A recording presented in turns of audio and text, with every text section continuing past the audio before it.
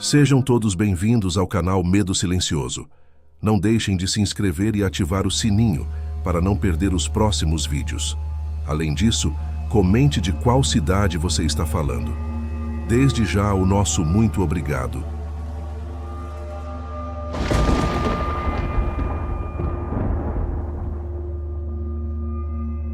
Olá, pessoal!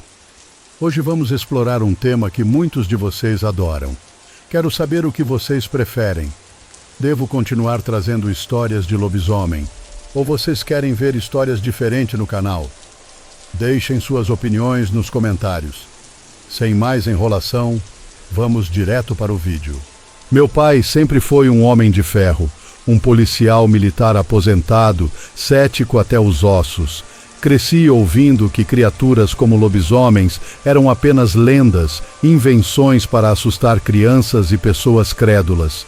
Eu, por outro lado, sempre temia encontrar algo que o mundo racional não poderia explicar.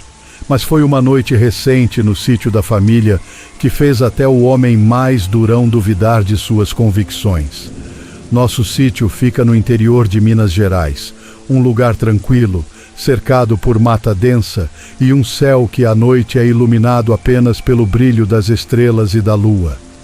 Meu pai passa a maior parte dos dias lá, cuidando de suas plantinhas e do pequeno pedaço de terra que cultiva com tanto carinho.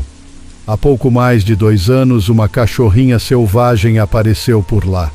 Magrela, como a chamamos, era uma fera do mato, independente, mas de vez em quando aceitava a comida que meu pai deixava para ela.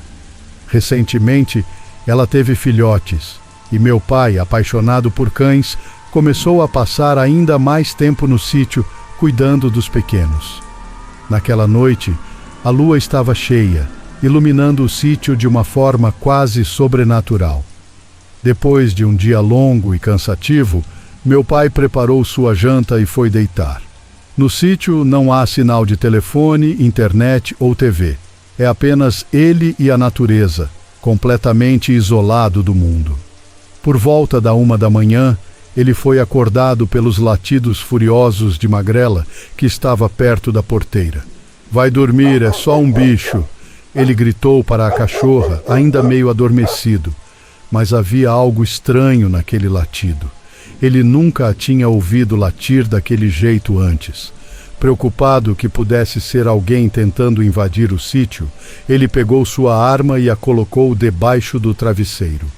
Voltou a dormir, mas 1 hora depois, os latidos se intensificaram, agora acompanhados por gritos desesperados. Ele saiu da cama num pulo, a arma em punho, pronto para enfrentar o que quer que fosse. Mas o que viu ao sair de casa fez o sangue gelar em suas veias. No meio do terreiro, um cachorro gigantesco de pelagem negra e brilhante atacava Magrela. Era maior que qualquer cão que ele já tinha visto, com patas imensas e orelhas que pareciam 2 lâminas afiadas. A cachorra, embora menor, não recuava, lutando com todas as suas forças para proteger seus filhotes. Meu pai, acreditando que era apenas um cachorro grande, gritou para afastá-lo, mas o que aconteceu em seguida foi algo que ele jamais esqueceria. O bicho se ergueu sobre as patas traseiras, revelando uma forma humanoide assustadora, e começou a rosnar. Em pé, ele era quase o dobro do tamanho de meu pai, seus olhos brilhando com uma maldade que parecia vinda de outro mundo. Apavorado, meu pai disparou a arma. Não sabe dizer se acertou, mas o rugido que o ser soltou foi tão aterrorizante que fez o chão tremer. Em pânico, ele correu de volta para a casa, se trancou e se escondeu debaixo da janela do quarto, mãos cobrindo os ouvidos para abafar o som dos rosnados e dos arranhões que vinham de fora. Enquanto estava ali, encolhido de medo, ele não conseguia parar de pensar em Magrela e nos filhotes. Ele se sentia impotente, dominado pelo pavor, sem saber o que fazer. O barulho continuou até o amanhecer, quando finalmente cessou. Assim que a luz do sol começou a invadir o sítio, ele saiu correndo para ver a cachorra. Para sua surpresa e alívio, ela estava viva, embora um pouco machucada. Os filhotes também estavam todos lá, ilesos. Mesmo descrente em lobisomens, ele não pôde negar o que viu naquela noite. A luz da lua cheia clareava o terreiro como se várias lâmpadas estivessem acesas, e o que ele testemunhou era real, tão real quanto o medo que o dominou. Desde então, ele não ousa mais dormir no sítio sozinho durante a lua cheia. Agora, eu já não sei mais o que existe nesse mato, ele disse, os olhos cheios de um novo respeito pelo desconhecido. Essa experiência mudou seu olhar sobre o mundo, e eu, que sempre acreditei, fiquei ainda mais apavorada. Se até meu pai, o homem mais cético que conheço, foi capaz de duvidar de sua descrença, quem sou eu para negar que o inexplicável existe? O que quer que fosse aquela criatura, deixou uma marca não só no terreiro do sítio, mas na alma de quem a viu. Era 2015 e meus pais tinham acabado de abrir uma sorveteria na movimentada capital de São Paulo. Todos os dias, antes do sol nascer, nós levantávamos e, enquanto eles preparavam a loja, eu e minha irmã íamos para a escola. Eu tinha 9 anos e minha irmã 12. Muitas vezes, a rotina na sorveteria se estendia até tarde da noite e acabávamos dormindo em um cantinho da loja entre os freezers e os potes de sorvete. Numa dessas noites, meus pais estavam trabalhando até às 3 horas da manhã, preparando sorvetes para garantir que os freezers estivessem cheios para o dia seguinte. Minha mãe, exausta, decidiu que era hora de ir embora. Acordou a mim e minha irmã, e nós, ainda sonolentos, nos preparamos para a longa caminhada de 45 minutos até em casa, pois na época não tínhamos carro. Quando abrimos a porta da sorveteria, fomos recebidos por uma visão impressionante. Uma lua cheia, imensa e laranjada, pairava sobre nós, tão baixa e brilhante que parecia estar prestes a tocar o chão. Era uma visão ao mesmo tempo bela e inquietante. No silêncio da madrugada, o único som era o de nossos passos, até que um uivo perturbador cortou o ar. Era diferente de qualquer coisa que já tínhamos ouvido. Não parecia ser de um cachorro comum, era algo mais profundo, mais feroz. Minha mãe, assustada, perguntou ao meu pai o que poderia ser aquilo. Ele, sempre o cético, disse que não era nada, apenas um cachorro perdido na noite. Tentando manter a calma, fechamos a porta e começamos a caminhar em direção à avenida. Mas, ao virar a esquina, outro uivo ecoou, mais próximo dessa vez, como se a criatura estivesse nos seguindo. Minha mãe queria seguir pela avenida principal, onde as luzes dos postes ainda acendiam, oferecendo alguma segurança. Mas meu pai, teimoso como sempre, decidiu cortar caminho por uma avenida mais tranquila, onde as árvores densas e o mato alto dominavam a paisagem. Conforme nos afastávamos das luzes, o barulho de folhas secas sendo pisoteadas começou a nos rodear. Algo estava nos seguindo, mas a escuridão era tão densa que não conseguíamos ver o que era. O som dos passos se tornou mais insistente, acompanhando o ritmo dos nossos, mas ainda não víamos nada.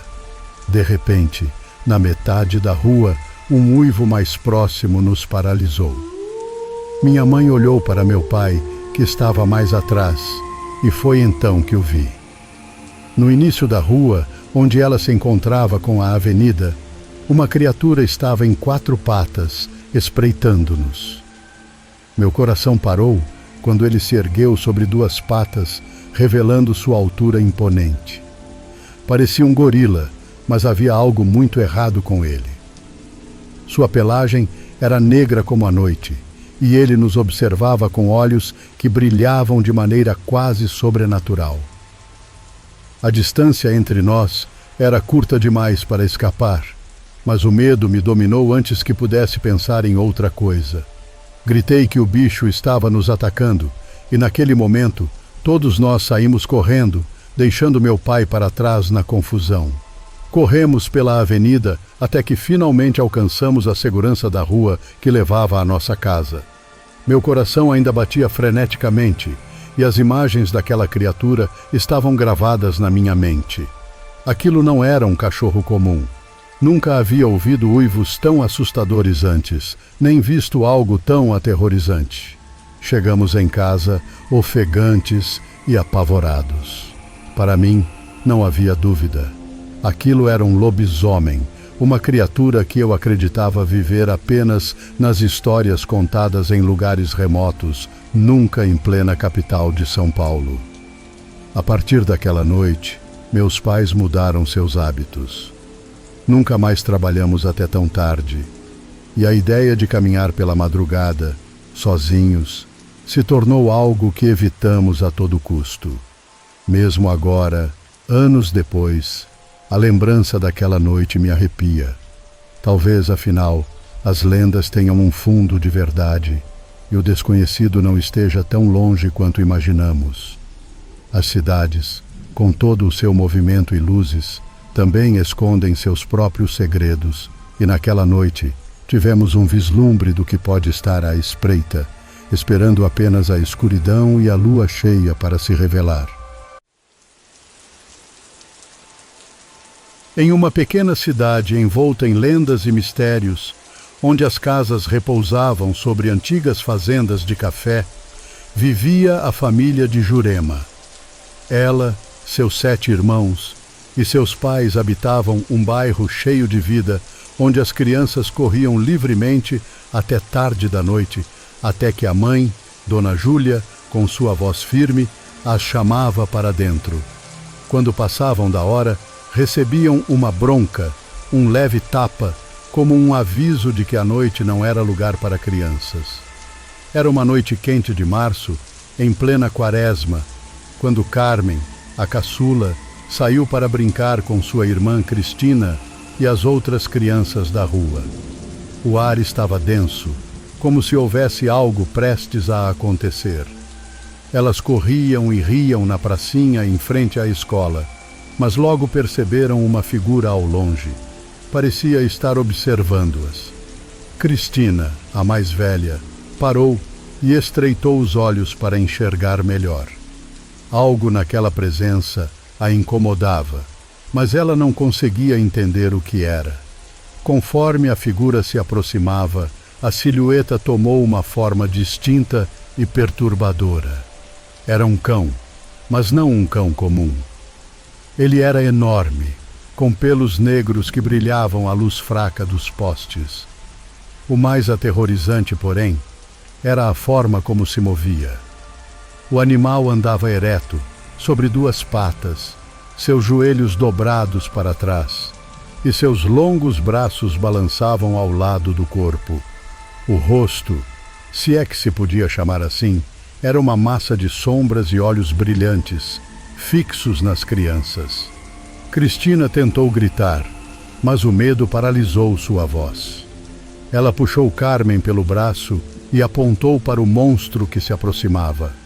Uma a uma, as crianças perceberam o que estava vindo em sua direção e, em questão de segundos, todas correram em desespero para suas casas. Carmen e Cristina chegaram arfando em casa, o coração batendo rápido. Dona Júlia estava na sala costurando quando as viu entrar apavoradas. "O que foi agora?" perguntou, colocando a agulha de lado. As meninas, ainda tremendo, contaram o que tinham visto. A expressão da mãe endureceu. "Eu avisei para não ficarem na rua até tarde, especialmente na quaresma. Agora viram o que não deviam." Ela mandou as filhas se sentarem, e a avó, que estava em sua poltrona gasta no canto da sala, começou a murmurar uma oração. Enquanto as palavras de proteção enchiam o ar, um coro de uivos surgiu lá fora, enchendo a noite de um som horrível e agourento. Cristina, agora em pânico, sussurrou para a mãe: "Ele está aqui fora, mãe. Aquele bicho está passando por aqui. Dona Júlia segurou o braço de Cristina com força, tentando acalmá-la. Mas ela mesma sentia o frio do medo subir pela espinha. Após alguns minutos que pareceram horas, os uivos cessaram. O silêncio que se seguiu foi quase tão assustador quanto os sons que o precederam. A avó finalizou sua oração e Dona Júlia lançou um olhar severo para as filhas. Se algum dos seus irmãos fizer o que vocês fizeram, vão conhecer o que é uma surra de verdade. Os anos passaram e a memória daquela noite parecia um pesadelo distante, até que Cristina, agora com 19 anos, conheceu Flávio, um rapaz que havia se mudado recentemente para o bairro. Eles começaram a namorar e, eventualmente, ele passou a fazer parte da família. Certa madrugada, Flávio retornava de uma noite com os amigos, o sol ainda distante no horizonte. Ao passar pelo corredor que levava à sala, foi atingido por um cheiro insuportável de carniça. Sua mãe, já acordada, também sentiu o odor nauseante. "O que será isso?" perguntou ela, cobrindo o nariz. O cheiro parecia emanar da casa ao lado, onde morava um homem solitário e reservado. Movidos pela curiosidade, Flávio e sua mãe decidiram investigar. Ele pegou uma escada, subiu no muro do quintal e, o que viu do outro lado, o fez congelar.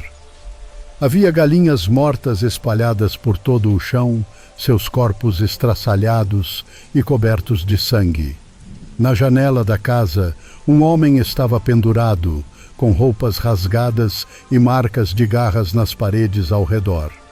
Flávio desceu rapidamente, o coração disparado. Ele e sua mãe correram para contar a uma vizinha o que tinham visto. A mulher, conhecendo o homem que morava na casa, foi até lá, o acordou e misteriosamente limpou tudo.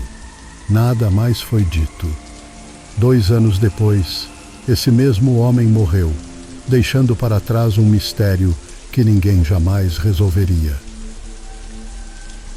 A casa foi esvaziada, mas quando o tio de Cristina entrou para ajudar, encontrou correntes na parede e marcas profundas de arranhões.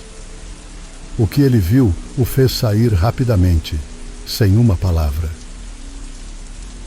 A história daquele homem e o que ele realmente era permaneceu um segredo enterrado com ele. Mesmo agora, quando a noite cai, há quem jure ouvir os uivos de um cão caminhando entre as sombras na mesma rua onde tudo começou. Quando eu era criança, com apenas 4 anos, minha família vivia no interior, em uma casa isolada e ainda em construção. Meu pai trabalhava em uma fábrica no centro da cidade, deixando-nos sozinhos à noite. Eu, minha mãe, que estava grávida, e minha nona, minha avó, com quem eu era muito apegada. Em noites como essas, eu sempre dormia com minha nona, sentindo-me segura ao lado dela. Uma noite em particular se destacou entre todas as outras, marcada por um silêncio inquietante e por uma presença sombria que eu jamais esqueceria. Acordei de repente, sem saber ao certo porquê. Ao abrir os olhos, vi minha nona em pé, perto da janela, segurando um terço na mão e uma vela acesa em um pires. Ela olhava fixamente para fora, o rosto tenso. Curiosa e assustada, perguntei: "O que foi, nona?" Ela fez um sinal para que eu ficasse em silêncio e, em seguida, se dirigiu para a cozinha. Nossa casa ainda estava inacabada, com portas e janelas cobertas apenas por tábuas mal pregadas que deixavam frestas por onde o vento frio da noite entrava. Eu me levantei e corri atrás dela, sentindo um misto de medo e curiosidade. Quando cheguei à cozinha, encontrei minha mãe já acordada, a mão sobre a barriga grávida, com uma expressão de nojo ao perceber um cheiro nauseante no ar. Era um cheiro de carne podre, tão forte que parecia se agarrar à pele. Naquele momento, o que eu ouvi não eram apenas os sons comuns do interior, o grunhido dos porcos, o cacarejo das galinhas, mas algo mais. Havia um som pesado, como se algo estivesse correndo ao redor da casa, arranhando as tábuas das janelas. Cada golpe ecoava pela casa, fazendo as paredes vibrarem. Eu ainda era muito pequena para entender o perigo, mas sabia que algo estava muito errado. Minha nona apertou o terço com mais força, murmurando orações que eu não conseguia entender completamente. Movida por uma curiosidade infantil, me abaixei perto da porta da cozinha, onde as tábuas tinham pequenas brechas, e espiei do lado de fora. O que eu vi me deixou paralisada. Do outro lado da rua, um cão imenso de pelos negros e olhos brilhantes andava ereto sobre duas patas. Seus ombros largos e braços longos terminavam em garras afiadas que reluziam à luz da lua. Ele me viu. Seus olhos se fixaram nos meus e por um instante pareceu que o tempo parou. Um medo gelado subiu pela minha espinha e eu soube, sem sombra de dúvida, que aquela criatura estava ciente de nossa presença. Antes que eu pudesse gritar ou correr, minha avó, percebendo o que eu estava fazendo, me puxou pela camiseta e me colocou de volta na cama. "Fique aqui", ela ordenou, sua voz tremendo, mas firme. O medo em seus olhos era algo que eu nunca tinha visto antes. Aquela noite pareceu durar uma eternidade. Ficamos ali, na escuridão, ouvindo os sons aterrorizantes do lado de fora. O arranhar nas tábuas, o peso das patas da criatura, o vento que soprava como se estivesse tentando nos avisar de um perigo iminente. Minha mãe, com a mão protetora sobre a barriga, não dizia nada, mas eu sabia que ela estava rezando silenciosamente, pedindo proteção para o filho que ainda não havia nascido. Finalmente, pouco antes do amanhecer, os sons cessaram. O silêncio que se seguiu foi quase tão aterrorizante quanto o barulho anterior.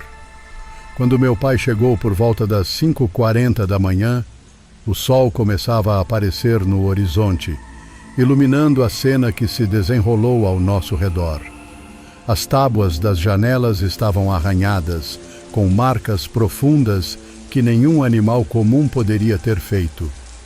No chão, havia rastros grandes e pesados, como se a criatura tivesse circulado nossa casa a noite toda, procurando uma maneira de entrar. Os vizinhos ficaram perplexos ao ver os danos e tentaram encontrar uma explicação racional, mas ninguém conseguia entender o que havia acontecido. Logo depois, minha mãe foi levada para outra cidade para dar à luz ao meu irmão, e ficamos lá por um tempo. No entanto, a memória daquela noite nunca me abandonou. A imagem daquele cão negro, seus olhos brilhantes fixos em mim, está gravada em minha mente como uma cicatriz.